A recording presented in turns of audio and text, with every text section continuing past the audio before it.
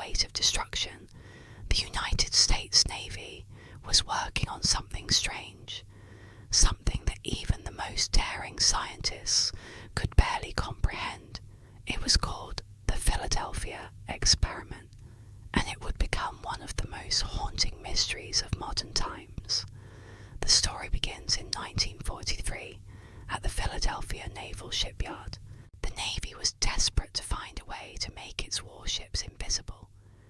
Not metaphorically, but literally invisible to enemy radar.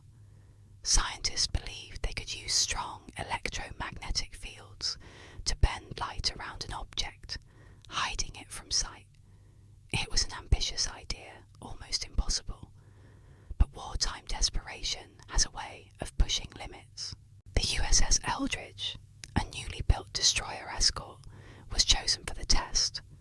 The crew was told very little. Most thought it was just another radar test. But in secret, a group of military scientists, allegedly working under the guidance of Albert Einstein's unified field theory, were preparing to test the boundaries of reality itself. On a clear morning in October 1943, the test began. Witnesses on nearby ships later reported seeing strange, bluish-green electrical arcs dancing around the hull of the Eldridge. The air shimmered like heat waves on a desert road. Then, suddenly, the ship began to fade. Within seconds, the USS Eldridge was gone. The observers stood in silence, unable to believe what they were seeing.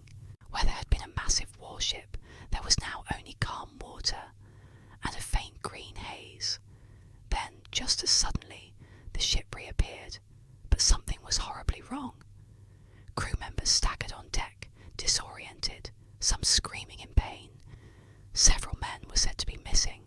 Others were found fused, literally fused, into the metal hull of the ship, their bodies partially embedded in steel. Some were burned, others completely insane. Those who survived spoke of an unbearable humming sound, a blinding light, and the sensation of falling through darkness. Within minutes, the Navy ordered everyone involved to remain silent. The survivors were transferred, questioned, and many were reportedly sent to psychiatric wards. All official records of the experiment vanished. The government denied everything. For years, the story might have stayed buried, if not for one man, Carl M. Allen, also known as Carlos Allende. In the 1950s, Allende sent a series of letters to a UFO researcher, claiming he had witnessed the experiment firsthand from another ship, the SS Andrew Ferriseth. He described how the USS Eldridge vanished, not just from radar, but from reality itself, and how it reappeared moments later in Norfolk, Virginia, hundreds of miles away, before instantly returning to Philadelphia. Teleportation, time travel, dimensional distortion. If what Allende said was true, the US Navy had accidentally ripped a hole in space-time. The Navy immediately denied Allende's claims, calling them fantasy. But the more they denied, the more the public became intrigued.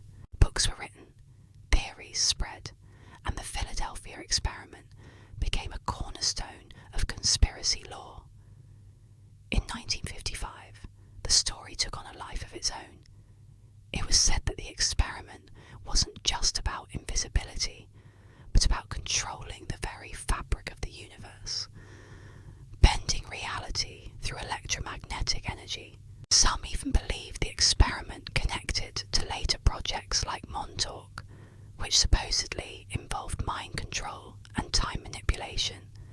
But behind all the mystery, there were pieces that seemed disturbingly plausible. The USS Eldridge was a real ship. Its logs confirmed it was active in 1943, though official records show it was never in Philadelphia.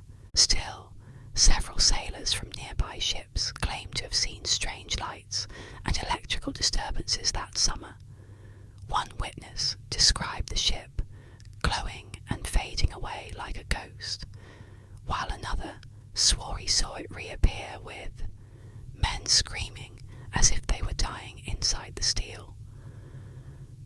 As years passed, people tried to separate truth from legend. Physicists explained that the invisibility idea could have been based on degaussing, a real Navy technique used to make ships invisible to magnetic mines, not to the human eye. Perhaps witnesses misunderstood what they saw. Perhaps Allende had exaggerated, but there's always a detail that refuses to fade. According to a few declassified memos, the Navy did experiment with powerful electromagnetic fields around 1943, technology that was highly classified at the time. If something went wrong, if the field became unstable, it could have produced violent effects, electrical discharges, hallucinations, or even loss of time perception. Could this explain the stories of teleportation, of men going mad, or of bodies fused into metal? We may never know. What we do know is that every sailor involved was sworn to secrecy, and those who spoke about it were often dismissed as insane, or silenced. By the 1980s, the Philadelphia experiment had become a legend, a dark intersection between science and the supernatural. Movies and documentaries revived it, blending fact and fiction until even historians struggled to tell them apart. Some say the experiment was real, and that the US military covered it up to hide the dangers of tampering with space-time. Others insist it was a hoax that spiraled out of control. But one question remains. If the Philadelphia experiment never happened, why are so many people still afraid to talk about it?